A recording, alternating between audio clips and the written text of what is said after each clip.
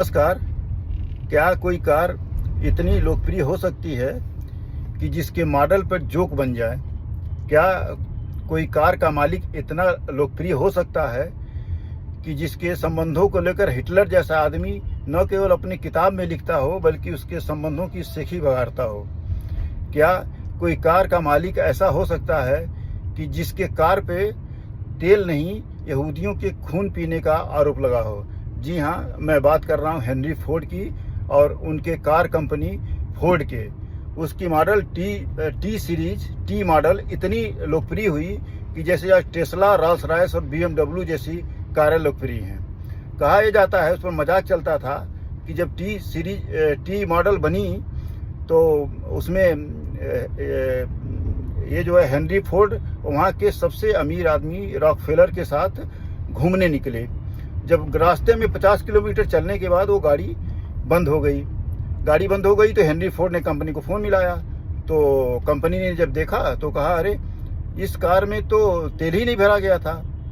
तो फोर्ड ने रॉकफेलर से बताया कि इसमें तो तेल ही नहीं था। तो रॉकफेलर ने आश्चर्य व्यक्त करते हुए क्या बिना तेल के 50 किलोमीटर चली आई?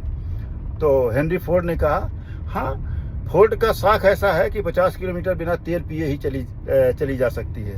कहते हैं एक बार फोर्ड जो है जन्नत गए तो वहाँ उनको संत पीटर ने कहा कि चलो मैं तुमको प्रोडक्ट दिखाता हूँ। तो तरह तरह के आदमी इंसानों का उन्होंने प्रोडक्ट दिखाया।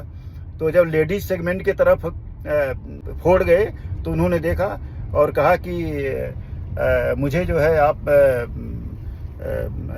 महिला विरोधी मत समझिएगा, लेकिन मैं कुछ इस प्रोडक्ट पर, आपके लेडीज प्रोडक्ट पर टिप्पणी करना चाहता हूँ। तो उसने कहा कि सेंट पीटर ने कहा, हाँ बताइए। तो उन्होंने कहा कि ये मॉडल आपकी महंगी बहुत है, आवाज़ बहुत करती है और मेंटेनेंस का खर्च लेती है और लाख कोशिश कर लो अपने आप को अपग्रेड नहीं करती है। तो ये बात रही कि सेंट पीटर मुस्कुरा दिए।